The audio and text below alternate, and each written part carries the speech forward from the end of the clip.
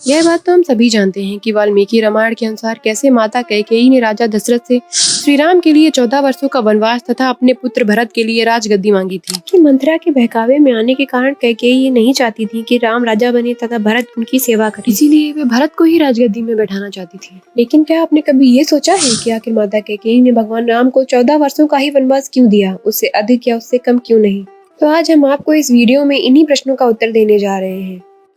लेकिन वीडियो में आगे बढ़ने से पहले ऐसे ही और तथ्यों की जानकारी के लिए मेरे चैनल को सब्सक्राइब करना ना भूलें तथा आने वाली वीडियोस के अपडेट के लिए बेल आइकन जरूर दबाएं।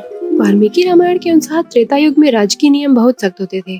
इन्हीं नियमों के तहत एक नियम यह भी था कि अगर कोई राजा 14 वर्षों के लिए अपना राज सिंहासन त्याग देता था और राजपाट से दूर हो जाता था तो उसके बाद उसे पुनः राजगद्दी का सुख नहीं मिलता था। माता कैकेयी को इस बात का ज्ञान था कि अगर राम भी राजपाट से 14 वर्षों तक दूर रहते हैं तो उन्हें राजा बनने का मौका दोबारा नहीं मिलेगा।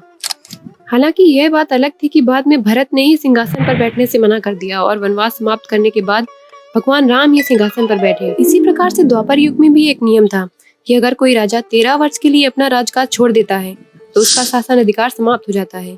इसी नियम की वजह से ही दुर्योधन ने पांडवों के लिए 12 वर्ष का वनवास और 1 वर्ष अज्ञातवास की शर्त रखी थी।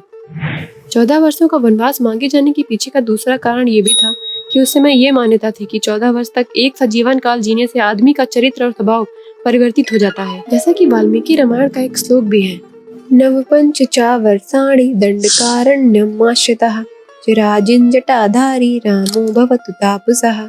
इसका अर्थ यह है कि दंडक वन में 14 वर्षों तक पेड़ की छाल, जानवरों की खाल पहनने और बालों को जटाजूट बनाकर जीवन जीते हुए राम अपना पूरा जीवन तपस्वी जैसा ही जीने लगेगा।